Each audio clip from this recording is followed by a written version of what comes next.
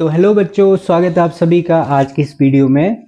आज हम speed time distance की कुछ और क्वेश्चंस डिस्कस करने वाले हैं, जिसमें एक इम्पोर्टेंट कंसेप्ट हम सीखेंगे और उसके रिलेटेड कुछ क्वेश्चंस भी आज हम करने वाले हैं। तो स्टार्ट करते हैं आज की वीडियो को पहले क्वेश्चंस के साथ। तो पहला क्वेश्चन हम ये लेने वाले हैं। क्वेश्चन है, ए तथा बी की चाल का अनुपात 5:6 है।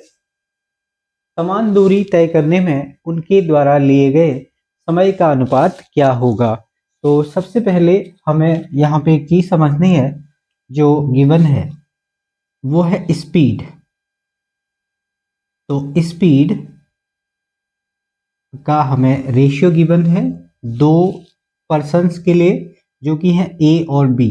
तो इनकी स्पीड का रेशियो मैं यहाँ पे लिख रहा हूँ स्पीड, और टाइम का रेशियो इसका इन्वर्स होता है। हमने पहली वीडियो में समझा था जो स्पीड और टाइम में रिलेशन है वो है इन्वर्स प्रोपोर्शनल का है।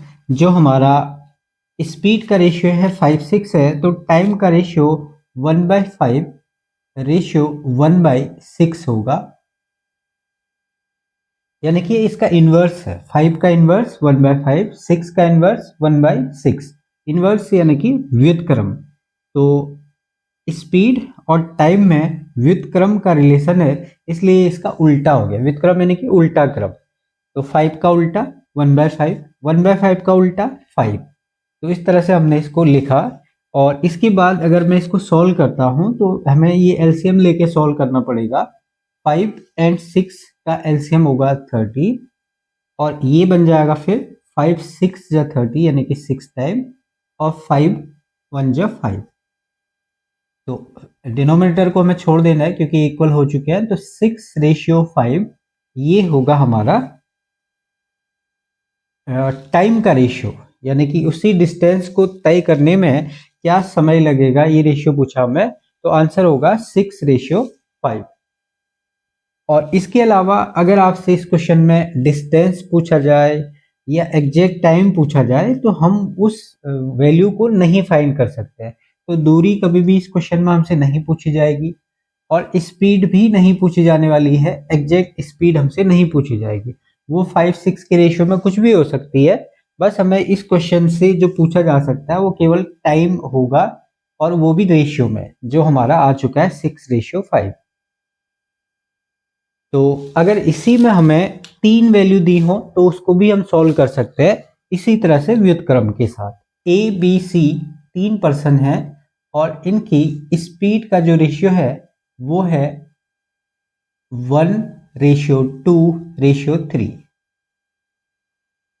और हमें पूछा जा रहा है कि इनके द्वारा सर्टेन डिस्टेंस को ट्रेवल करने में लिया गया टाइम किस रेशियो में होगा। टाइम का रेशियो क्या होगा।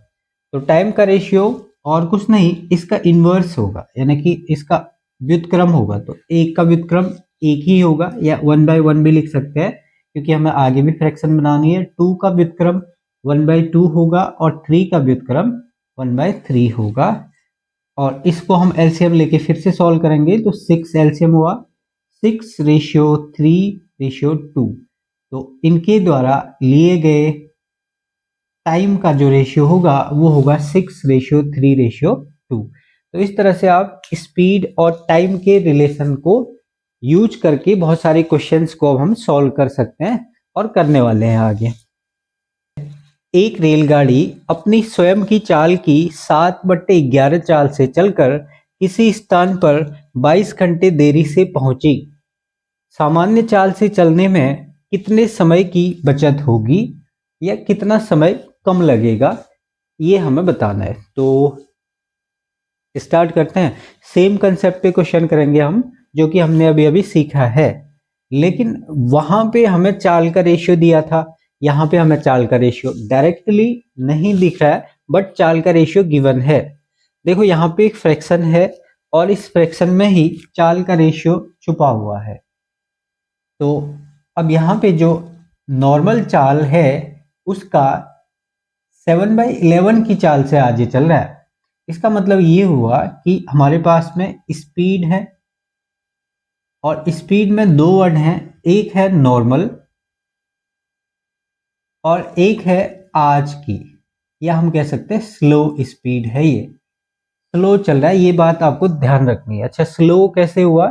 देखो 7/11 का मतलब जो 11 है ये डिनोमिनेटर है, ये हमेशा 100% वैल्यू को इंडिकेट करता है या नॉर्मल वैल्यू को इंडिकेट करता है, मतलब ये नॉर्मल है।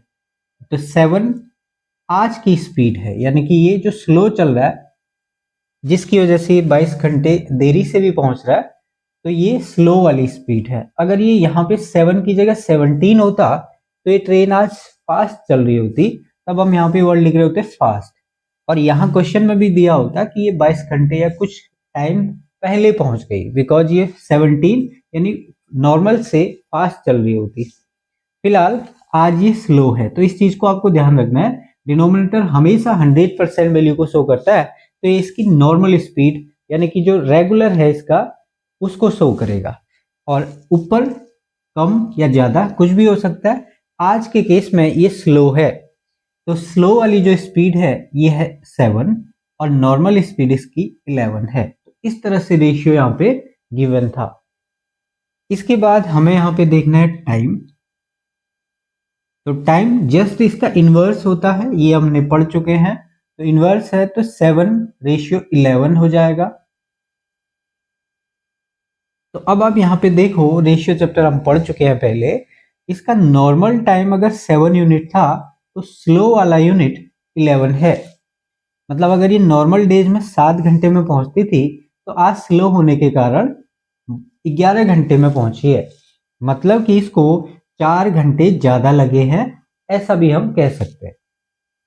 लेकिन यहाँ पे दिया है चलकर किसी स्थान पर 22 घंटे देरी से पहुंची, 22 घंटे देरी से पहुंची। इसकी जगह हम इसको कर देते हैं 22 घंटे में पहुंची, 22 घंटे में पहुंची, 22 घंटे में। अब आप यहाँ पे स्पीड जब स्लो थी तो इसको जो टाइम लगा है वो 11 यूनिट लगे हैं, जबकि एक्चुअल में ये 22 घंटे में पहुंची है, 12 आवर में ये पहुंची है। अगर 12 आवर 22 आवर में पहुंची, सॉरी 22 आवर में पहुंची है और 11 यूनिट की ये वैल्यू है, इसका मतलब ये टाइम डबल हो रहा है, यूनिट से डबल हो रहा है। तो यहाँ पे भी ये यूनिट से डबल होगा, और अगर यूनिट से डबल होगा तो इसको 14 आवर नॉर्मल टाइम है इसका 14 आवर, और आज ये 22 आवर में पहुंची है।